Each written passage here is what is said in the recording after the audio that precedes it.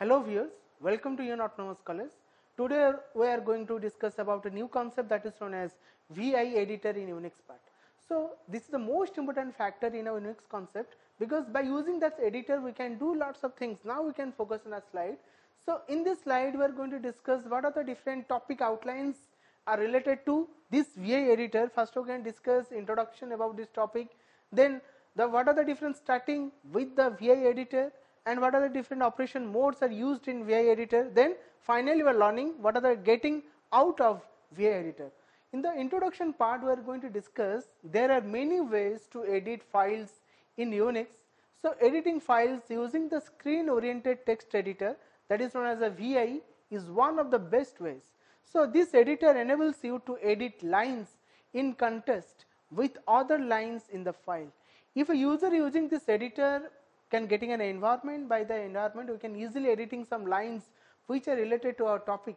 So whenever user is not still related to that topic, then we are never going to editing any lines of that Unix concept. So an improved version of the VI editor, which is called the VIM, has also been made available now. So if a user is using that VIM concept, by using that VIM concept we can getting an editor, and that editor named as a VI editor. With the help of this VI editor we can easily recording or we can easily editing some files which are related to our Unix part. So here that VIM stands for VI improved. That means whenever user want to do any type of Unix relevant editing part, we can take the help of this VIM editor. So this VI improved editor helps to doing some Unix relevant codes in our Unix operating system. So in the next slide we are going to discuss, here the VI is generally considered the de facto standard in the Unix editors, because it's usually available on all the flavors of Unix system. So its implementations are very similar across the board, and it requires very few resources. By using that resource we can easily construct some mechanism of our Unix system. Through that mechanism we can easily perform some tasks in our operating system. So it is more user friendly than other editors such as the ED or EX. Here that ED and EX are the another two type of editors, and that is a part of also used in a Unix part, but instead of these two editor we are generally using that is known as VI editor. So with the help of this VI editor we can easily designing or easily writing some Unix commands in our operating system. By that command we can easily perform some assignment which are related to our topic. So you can use that VI editor to edit an existing file or to create a new file from scratch. You can also use this editor to just read a text file. Whenever user want to reading a file and that file somehow related to a text, and that text file is always interested to include in our Unix operating system. So in that time we can easily prefer this concept. If a user is not aware about it, then it is a great disadvantage to perform more than one task in our operating system. So in the next slide we are going to discuss how to starting the VI editor. If a user want to starting that VI editor, we can take the help of some commands. So here the following table lists out the basic commands of to use the VI editor. So in the first command known as a VI file name, then what is the real meaning of that VI file name? So here that VI file name used to create a new file if it already does not exist, otherwise opens an existing file. If a user want to take the help of this VI file name command, we can easily create a new file with the help of this VI editor, and that does not exist in our operating system. That means we have a new one. We need to open it and we can do something in that file. So in the next command known as the VI-R file name, so it opens an existing file in the read-only mode. If a user want to open any type of VI relevant files in an existing relevant information must be opened through read-only information, and that means we never change its content of that Unix file. So in that time we can say it is known as a read-only mode. By using that read-only mode only we can read. There is no chance to write anything in this Unix relevant commands or Unix relevant statements. Last but not least, here we have a third number of command that is known as view file name. This view file name helps to open an existing file in the read-only mode. That means same things we can be say like that. If a user want to open that existing file, we can also take the help of another way of command that is known as a view command, and that view command also to open that file in the same way. Here also vi-r also use same way to open an existing file in the read only mode. Similarly, that view with file name, that is also used to open a file with read only mode. So these are some commands are used to doing some work in our Unix operating system. In the next slide, we are going to discuss how to use this kind of commands in our Unix operating system. So in this slide, we are going to discuss about it. So you will notice a tilde symbol, and the tilde symbol on each line following the crosshair.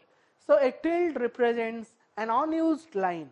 So if a line does not begin with a tilde and appears to be blank, there is a space, tab, new line, then some other non-viewable character present in our Unix system. So you now have one open file to start working on. So before proceeding further, let us understand a few important concepts which are related to a Unix operating system. So here, if a user want to open that Unix part, we must take the help of this vi editor. We know that we have a Unix prompt, and that prompt is always located through this $sign, and that $sign is known as a Unix prompt. Whenever user can type this $sign, then we can type the command vi with space, then text file, and that text file is known as a file name of a vi. So with the help of this command, we can open that text file in the vi mode, means editing mode, and just this command is can enter, then automatically getting this environment, and this environment is always represented with one tilde symbol, and on each line following the crosshair. Whenever user can put like crosshair or any character, nearly we have a one symbol that is known as a tilde symbol. Here also we can pointing it, this is known as a tilde symbol, here is no, we have a crosshair. That means whenever user can type anything else, in nearer we have a one tilde symbol. In this way we can doing some work, and we need to save its contents of that Unix part with the name of this file named as a text file. So in this way we can create some Unix relevant documents or Unix relevant files through this vi command. Next slide we are going to discuss what are the different types of operation modes we have in our Unix operating system. While working with the vi editor, we usually come across the following two modes. One mode named as a command mode, second mode known as the insert mode. In this command mode, this mode enables you to perform administrative tasks such as saving the files, executing the commands, then moving the crosshair, cutting and pasting lines or words, as well as finding and replacing. So with the help of this command mode, we can easily open a file, also we can saving, also we can moving or cutting, pasting, whatever user want to do, it is also possible through this vi editor. So this vi editor helps to doing this kind of activity or this kind of operations very flexible and reliable way without any complexity. So here we can easily doing all kind of activity, that may be saving, opening, executing, moving, and cutting and pasting, and also you can finding or replacing whatever you can say. It is possible with the help of this vi editor. So in this mode also, whatever you type is interpreted as a command. That means we know that whenever user can do any kind of work, and each and every kind of work can perform through a command base, and that command base is known as the interpreted base. So here that interpreted base means we can easily and flexible way we can run it, and by this running we are getting an environment. In that environment finally we are getting this output of this command mode. So in the second command, that is known as the one insert mode. What is the use of this insert mode? So here this insert mode enables you to insert text into the file, then everything that's typed in this mode is interpreted as input and placed in the file. Whenever user can need to enable it, that means this insert mode is enabled, that means user can easily inserting more than one text in their file very reliable way. So everything that's typed in this mode is interpreted as input and placed in the file. So in this insert mode, user can easily inputting what are the relevant informations user want to put in that Unix editor, that means the vi editor. We can simply just typing it, and also we need to interpreting it. Everything can be performed through a command. So in that insert mode, we can easily type or insert in more than one records or commands or text in this text editor of that Unix. The next slide we are going to discuss here, the VI always starts in the command mode. So, to enter text you must be in the insert mode, for which simply type I. So, to come out of the insert mode, press the escape key, and which will take you back to the command mode. Whenever user in the mode of, that is known as the insert mode. So, in that insert mode we can say like that user must be typing some text, and that text must be written through this input type mode. Whenever user want to move forward or move out from that insert mode, then we can press like escape sequence, and that escape key helps to back from that editor. That means come back to the command mode editor. So, here we have a hint. If you are not sure which mode you are in, or press the escape key twice, this will take you to the command mode. So, you open a file using that VI editor and start by typing some characters, and then come to the command mode to understand the differences. So, general way we can be say like that, whenever user can doing more than one task, in that task we can perform some activity. So, in that activity we must typing some commands or some statements more than one times, there is no problem, still we should be aware about it, how to store some records or relevant informations in our Unix prompt. So, here that VI editor helps to doing this kind of activity. So, we are getting some hints about that command. That means we have a two, one is a command mode, another one known as a insert mode.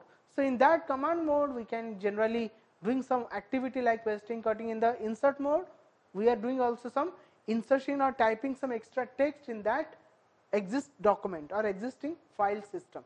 So, if a user want to come out from that insert mode, we must to press escape character or escape key in our keyboard. So, in this way we can doing our operating in our Unix operating system through this VI editor. So, in this slide we are going to discuss that is known as a moving within a file. So, with the help of this VI editor, how to moving one section to another section. So, in this slide where we are going to discuss in commanding way. So, to move around within a file without affecting your text, you must be in the command mode, that by pressing the ESC means escape twice. So, the following tables list out of a few commands you can use to move around one character at a time. So, if a user is not aware about it, then we never do anything else. So, we have some commands. By using that command we can easily moving one section to another section.